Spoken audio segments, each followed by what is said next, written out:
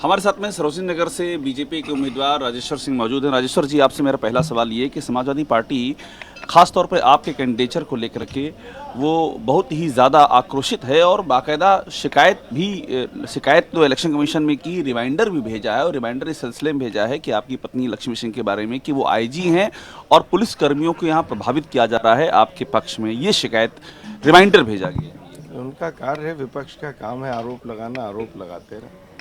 तो मुझे कुछ नहीं बोलना, उनका कार्य है आरोप लगाते रहे।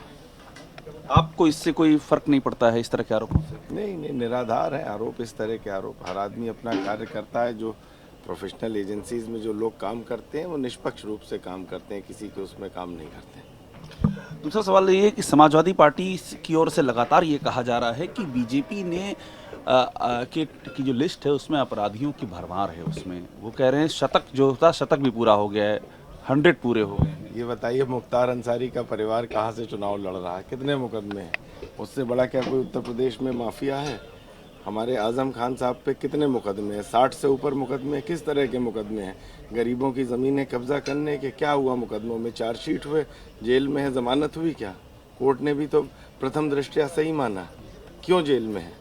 इस तरह के लोगों को, उनके पूरे परिवार को चुनाव लड़ा रही है समाजवादी पार्टी। नहीं, आपने एक बड़ी बात कही, आपने मुख्तार के अंसारी के बारे में बात कही। मुख्तार अंसारी का जो अभी तक जानकारी मिल रही है, ओम प्रकाश राजभर ने कह दिया है कि वो हमारे दोस्त हैं मुख्तार अंसारी के बारे में, और उन्होंने ये भी कहा कि जहाँ से लड़ेंगे वहाँ से मदद करेंगे। लेकिन समाजवादी पार्टी का ये है कि वो उनके टिकट पर नहीं लड़ रहे हैं, सपा के टिकट पर नहीं लड़ रहे हैं। के भाई को सिब्बतुल्ला अंसारी बेटे और सबको क्यों पार्टी ज्वाइन कराई?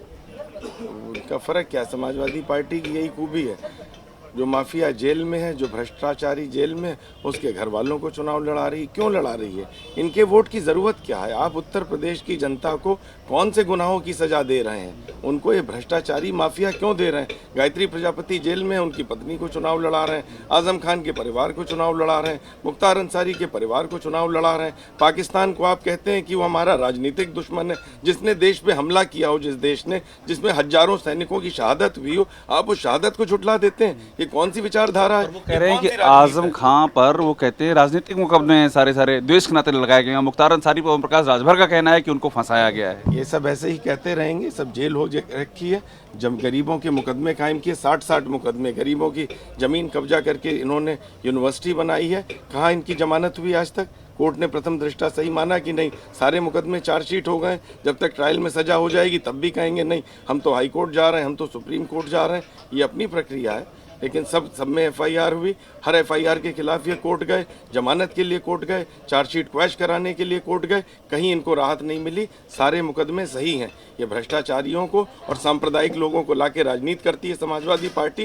ये बहुत गलत है, ये विचारधारा बहुत गलत है। आपको क्या इस बात का अंदेशा है, आप जो बातें कह रहे हैं उससे ये भी आशय निकल रहा है कि अगर समाजवादी पार्टी की सरकार आती तो आजम खां वगैरह ये सब लोग बाहर आ जाएंगे, इन पे मुकदमे समाप्त कर लिए जाएंगे? कुछ इस तरह का भी अंदेशा है क्या? बिल्कुल यही कार्य रहेगा। और ये क्यों चुनाव लड़ रहा है और इनको क्यों टिकट दिया जा रहा है? कि पहले भी चुनाव लड़ते रहे हैं, इनको बाहर निकाल लेंगे, इसीलिए इनका पूरा परिवार चुनाव लड़ रहा है। इन्हीं के वोट के बल पे समाजवादी पार्टी पहले प्रदेश को जातियों में तोड़ती है, एक धर्म समुदाय का वोट लेती है, उन जातियों को जोड़ के छोटी छोटी सभा बनाना चाहती है। कोई विकास की बात इनके मुंह से आपने सुनी?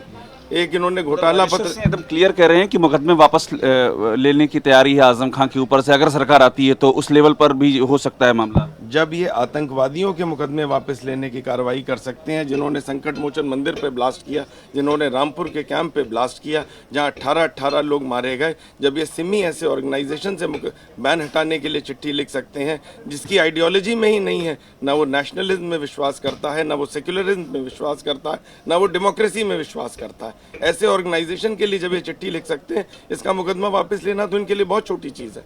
एक सवाल बस आखिर में आपसे, और एक और डेवलपमेंट इंपॉर्टेंट हुआ है, आपकी जानकारी में भी आया होगा, राणा अयूब पर भी कार्रवाई हुई है और उनके जो है विदेश से जो सहायता प्राप्त हुई थी उनको वो उस पर कार्रवाई करके ज़ब्त किया है ईडी ने। और बड़ी बात यह है कि वो पैसा भेजा गया था जो पीड़ित परिवारों की कोविड में इन सब की मदद के लिए, लेकिन उसका व्यक्तिगत उपयोग किया गया, ये बात सामने आई है। इन लोगों के पास उत्तर प्रदेश में, हिंदुस्तान में, मैं निरंतर ये बात बोल रहा हूँ, ये विचारधारा की लड़ाई है। कट्टरपंथी संस्थान बढ़ रहे हैं, इस तरह की रेडिकल ऑर्गेनाइजेशंस बढ़ रहे हैं। तबलीगी जमात जिसको पूरे मिडिल ईस्ट में बैन कर रखा है, यहाँ बढ़ती जा रही है।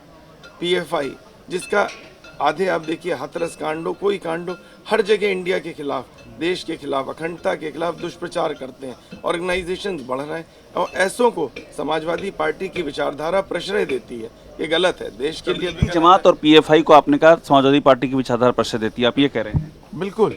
ये जब आतंकवादियों के मुकदमे वापस लेते हैं, पाकिस्तान को राजनीतिक दुश्मन बताते हैं और ये नहीं कहते हैं कि वो हमला करा जिस देश ने, उसको ये दोस्त एक तरह से कहते हैं, तो ये विचारधारा, ये सांप्रदायिक विचारधारा है। सवाल आपसे कि आपको ये कैसे लगता है, इसका आधार पूछा जाएगा ना, आप कैसे कह रहे हैं तबलीगी जमात को और पीएफआई को समाजवादी पार्टी प्रश्रय देती है?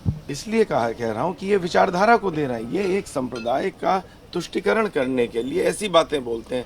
ये जिन्ना के लिए क्यों कहते हैं, मुझे बताइए। जिन्ना जो हिंदुस्तान को न राष्ट्र मानता था, न देश मानता था, कहता है वो खाली एक जमीन का भूभाग है।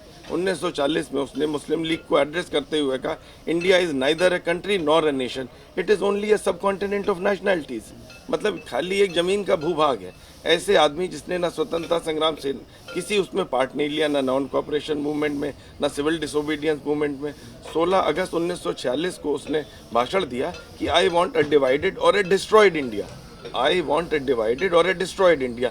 मुझे बटा हुआ या बर्बाद हिंदुस्तान चाहिए। उसको आप कहते हैं कि ये स्वतंत्रता संग्राम सेनानी है, तो आप कौन सी विचारधारा को प्रमोट कर रहे हैं, मुझे आप बता दीजिए। और शुक्रिया हमसे बात करने की। राजेश्वर सिंह हैं, सीधा आरोप लगा रहे हैं कि किस तरह से समाजवादी पार्टी में एक ऐसी विचारधारा को प्रश्रय दिया जा रहा है जो विचारधारा देश के लिए उचित नहीं है। और ये भी एक बड़ी बात उन्होंने कही है कि आजम खान पर से भी मुकदमे वापस लिए जा सकते हैं अगर समाजवादी पार्टी की सरकार आती है।